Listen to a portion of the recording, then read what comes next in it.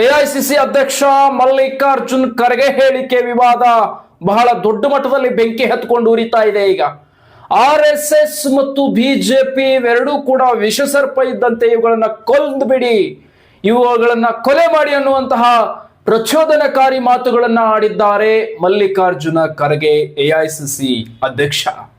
So ಈ ಒಂದು ವಿಚಾರಗಳನ್ನ ಕುರಿತು ಅಮಿತ್ ಶಾ ಕೂಡ ಭಾರಿ ದೊಡ್ಡ ಮಟ್ಟದಲ್ಲಿ ಇದಕ್ಕೆ ವಿರೋಧವನ್ನ ವ್ಯಕ್ತಪಡಿಸಿದ್ದಾರೆ. ಹಾಗೆ ಬಿಜೆಪಿಯ ಏನು ಶಾಸಕರಿದ್ದಾರೆ ಅವರು ಎಲ್ಲರೂ ಕೂಡ ಇದಕ್ಕೆ ವಿರೋಧವನ್ನ ವ್ಯಕ್ತಪಡಿಸ್ತಾ ಇದ್ದಾರೆ. ಕಾರಣ ಏಕೆ ಎಐಸಿಸಿ ಅಧ್ಯಕ್ಷ ಮಾತನಾಡಿದ್ರು ಏನು ಅಂತಂದ್ರೆ, ಚುನಾವಣೆ ಪ್ರಚಾರದಲ್ಲಿ ಹುರುಪು ತುಂಬಿಕೊಂಡು ಕುಂತಿದ್ರು ಅಂತ ಅನ್ಸುತ್ತೆ ಮಲ್ಲಿಕಾರ್ಜುನ ಖರ್ಗೆ.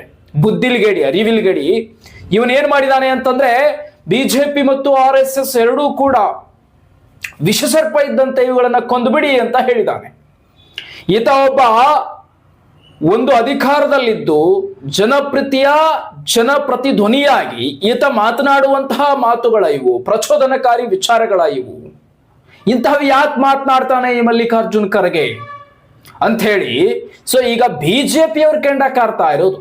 ಇನ್ನ ಈ ಗಂಡ್ಸೋ ಹಿಂಗ್ಸೋ ಅನ್ನುವಂತಹ ಅನುಮಾನ ಇದೆ ಅಂತ ಬಿಜೆಪಿಯವರು ಯಾವಾಗಲೂ ಕೂಡ ಮಾತಾಡ್ತಾ ಇರ್ತಾರೆ. ಯಾರಂದ್ರೆ ಈ ಪ್ರಿಯಾಂಕ ಖರ್ಗೆ ಅಂತ, ಅಂದ್ರೆ ಹೆಸರು ಮಾತ್ರ ಪ್ರಿಯಾಂಕಾ ಇದೆಯಲ್ಲ, ಅದಕ್ಕೆ ಈತ ಗಂಡ್ಸು ಅಥವಾ ಹೆಂಗಸ್ರಿ ಇಟ್ಕೊಂಡಿದಾನೋ ಗೊತ್ತಿಲ್ಲ ಅಂತೇಳಿ ಬಿಜೆಪಿಯವರು ವಾಗ್ದಾಳಿಯನ್ನ ಮಾಡ್ತಾ ಇರ್ತಾರೆ. ಪ್ರತಾಪ ಸಿಂಹ ಅಂತವ್ರು.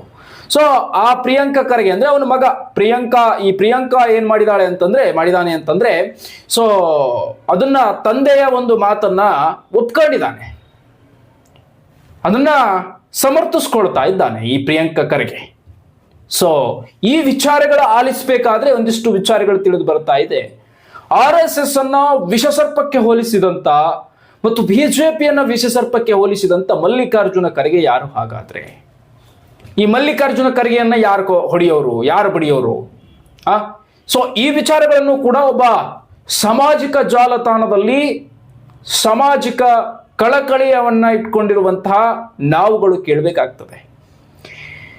ಒಬ್ಬರಿಗೆ ಪ್ರಚೋದನೆ ಮಾಡಿ ಹೊಡಿ ಬಡಿ ಕಡಿ ಅಂತಕ್ಕಂಥ ಮತ್ತು ಕೊಲೆ ಮಾಡುವಂತಕ್ಕಂತಹ ಕೀಚಕ ಬುದ್ಧಿಯನ್ನ ಇಟ್ಕೊಂಡಿರುವಂತಹ ಮಲ್ಲಿಕಾರ್ಜುನ ಖರ್ಗೆಗೆ ಈಗ ಪ್ರತಾಪ್ ಸಿಂಹ ಕೂಡ ವಾಗ್ದಾಳಿ ಮಾಡಿ ಒಂದಿಷ್ಟು ಬೆಂಡೆತ್ತಿದ್ದಾರೆ.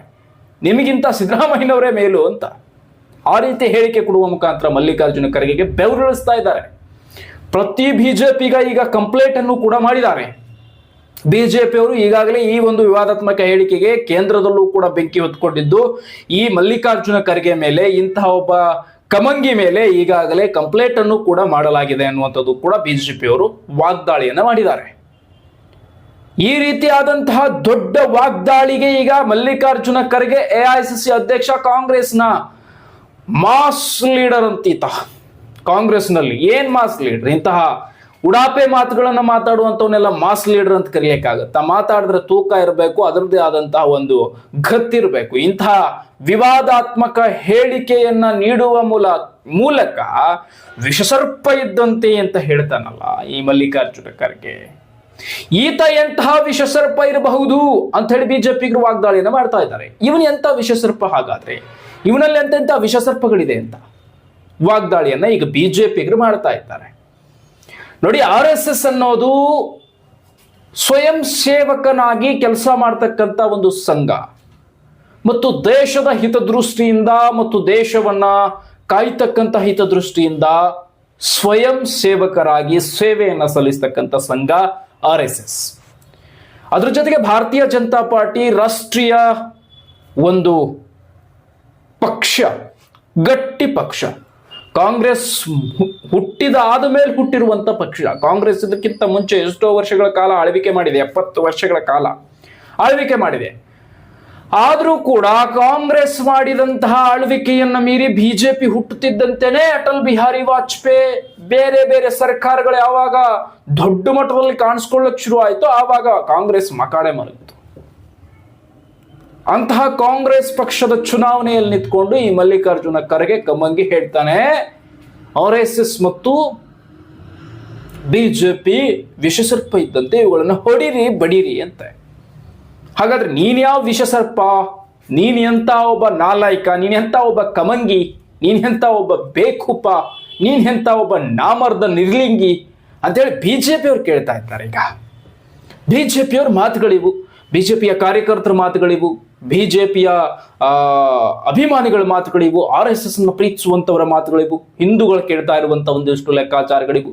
ಯಾಕಂದ್ರೆ ಇಲ್ಲಿ ಗೊತ್ತಾಗ್ತಾ ಇದೆ ನೇರವಾಗಿ ಮಲ್ಲಿಕಾರ್ಜುನ ಖರ್ಗೆ ಹಿಂದೂ ಜನಾಂಗವನ್ನ ಮತ್ತು ಬಿಜೆಪಿಯನ್ನ ನೇರವಾಗಿ ಹೊಡೆದು ಕೊಂದುಬಿಡಿ ಅವ್ರನ್ನೆಲ್ಲ ಅನ್ನುವ ನಿಟ್ಟಿನ ಪ್ರಚೋದನೆಯನ್ನು ನೀಡಿದ್ದಾರೆ ಅಂತ ಈಗಾಗಲೇ ಇವ್ರ ಮೇಲೆ ಕಂಪ್ಲೇಂಟ್ ಕೂಡ ಆಗಿದೆ. ಈಗ ಕಂಪ್ಲೇಂಟ್ ಅನ್ನು ಕೂಡ ಮಾಡಿದ್ದಾರೆ ಈಗಾಗಲೇ. ಸೊ ಯಾಕಂದ್ರೆ ಹೊಡೆದು ಕೊಂದ್ಬಿಡಿ ಅನ್ನುವಂಥದ್ದು ಒಂದು ಪ್ರಚೋದನೆ. ಕೊಂದ್ಬಿಡಿ ಅಂತ ಹೇಳೋದೇ ಒಂದು ದೊಡ್ಡ ಕ್ರಿಮಿನಲ್ ಮೈಂಡ್ ಸೆಟಪ್ ಅಂತ ಹೇಳ್ತಾರೆ. ಸೊ ಈ ಕ್ರಿಮಿನಲ್ ಮೈಂಡ್ ಸೆಟಪ್ ಇರೋದು ಈ ಮಲ್ಲಿಕಾರ್ಜುನ ಖರ್ಗೆಗೆ ಯಾಕೆ? ಇದನ್ನ ಮಗ ಒಪ್ಕೊಳ್ತಾ ಇದ್ದಾನಲ್ಲ, ಮಗಾನೋ ಮಗಳು ಗೊತ್ತಿಲ್ಲ, ಪ್ರಿಯಾಂಕಾ ಖರ್ಗೆ ಅಂತ ಬಿಜೆಪಿಯವರು ಹೇಳ್ತಾ ಇದ್ದಾರೆ. ಮಗಾನೋ ಮಗಳು ಗೊತ್ತಿಲ್ಲ ಅಂತ ಬಿಜೆಪಿಯ ಕಾರ್ಯಕರ್ತರು ಹೇಳ್ತಾ ಇದ್ದಾರೆ. ಪ್ರಿಯಾಂಕಾ ಖರ್ಗೆ ಅಂತ ಮಗಾನು ಗೊತ್ತಿಲ್ಲ, ಮಗಳು ಗೊತ್ತಿಲ್ಲ, ಒಟ್ಟು ಪ್ರಿಯಾಂಕಾ ಖರ್ಗೆ. ಈ ಪ್ರಿಯಾಂಕಾ ಖರ್ಗೆ ಹೇಳ್ತಾ ಇರೋದು ಅದನ್ನ ನಾನು ಸಮರ್ಥಿಸ್ಕೊಳ್ತೀನಿ ಅಂತ.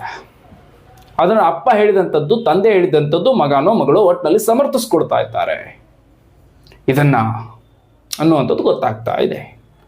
ಸಮರ್ಥನೆ ಮಾಡಿಕೊಂಡು ಮಲ್ಲಿಕಾರ್ಜುನ ಖರ್ಗೆ ಹೇಳಿದ್ದು ನಾವು ಸಮರ್ಥನೆ ಮಾಡ್ಕೊಳ್ತೀವಿ ಅಂತ.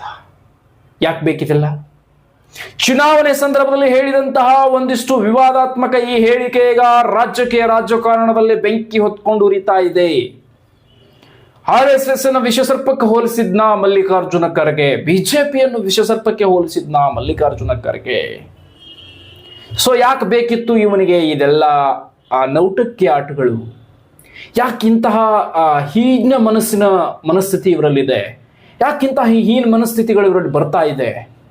ಏನ್ ಬುದ್ಧಿ ಇದೆಯಾ? ಇಲ್ಲ ಲದ್ದಿ ಇದೆಯಾ? ಇಲ್ಲ ಕತ್ತೆ ಹೇಲ್ಗಿಲ್ ತಿಂತಾರ ಇವರೆಲ್ಲ? ಅನ್ನ ತಿನ್ನೋ ಬದಲು ಕತ್ತೆ ಹೇಲ್ ತಿನ್ಬಹುದು ಇವರೆಲ್ಲ, ಕತ್ತೆ ಹೇಲನ್ನು ತಿಂದು ಬದುಕ್ತಿರ್ಬೋದು ಇವರೆಲ್ಲ ಮಲ್ಲಿಕಾರ್ಜುನ ಖರ್ಗೆ ಅಂತವರು ಅಂತ ಬಿಜೆಪಿಯವರು ವಾಗ್ದಾಳಿ.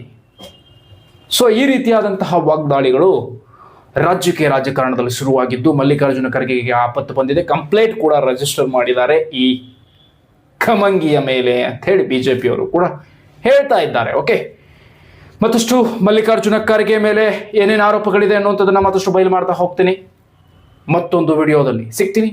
ನೋಡ್ತಾ ಇರಿ, ಆದಷ್ಟು ಶೇರ್ ಮಾಡಿ, ಸಬ್ಸ್ಕ್ರೈಬ್ ಮಾಡೋದನ್ನ ಮರಿಬೇಡಿ.